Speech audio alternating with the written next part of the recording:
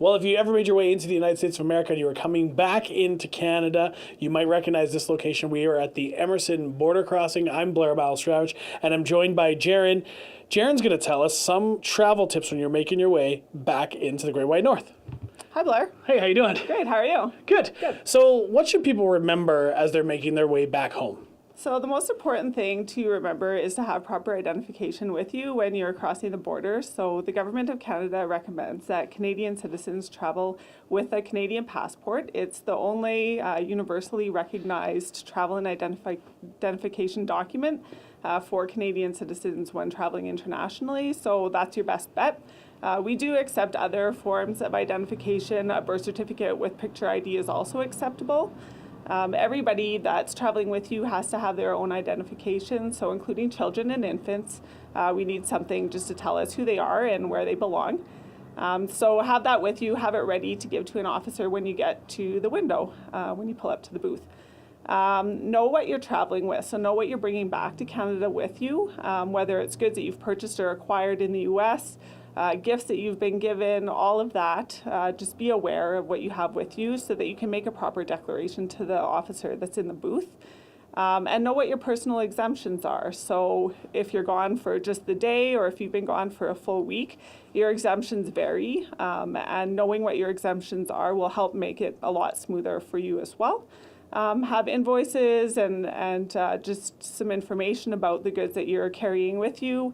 And if you have any questions about, whether or not you need to declare something or whether or not it can come back into Canada, the best things to do is just to ask the officer at the booth and, just be upfront about, if you're not sure, and they'll be able to help you out and give you the proper guidance. Well, and the best thing is to be honest, I would think, too, right? Like, even if I bought something last time I was in the United States, I was there for a day, and I bought something that was, I think it was roughly $20. Right. I kept my receipt and I brought it in and I showed. That's probably the best bet, is to just be like, this is what I have. Yeah, absolutely. It happens all the time, and just there are some items that people purchase in the U.S. and they're not sure whether or not they're able to bring them back into Canada legally. And for the most part, if you're making that honest declaration and asking the officer at the booth, there won't be penalties to you if you're declaring them, and we can help you through that process pretty easily. Now, there are some items that you definitely cannot bring back that you can find in the United States that you can't bring into Canada. Sure. And I know you have some. Can you just show us a few examples? Yeah, so we have just a couple of things down here.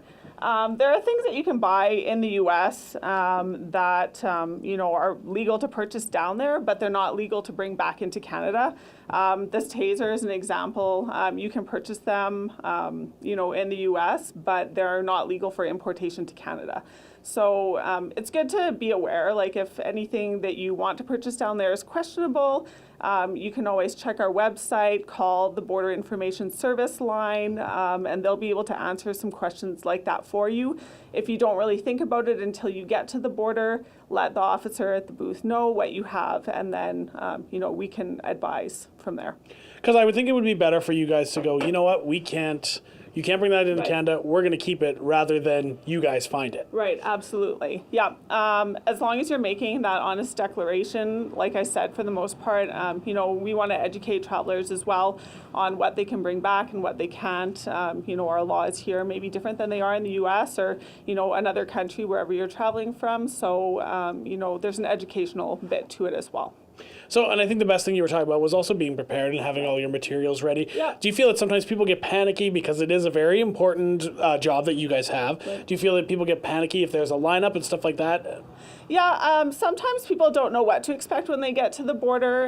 They travel down, they're going with their family, for a vacation. They come back, boom, they hit, a wall of traffic, not really expecting that. So, the best thing that you could do is to check our website or the CAN Border app for the border wait times. It's updated hourly, so you can kind of know what to expect when you get to the border. If there's a long lineup, you might want to choose, to travel through another port of entry. But we do want people to know that we have the greatest capacity to process traffic here in Emerson.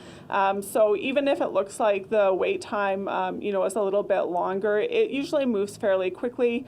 So check the app, check our website if you have any questions.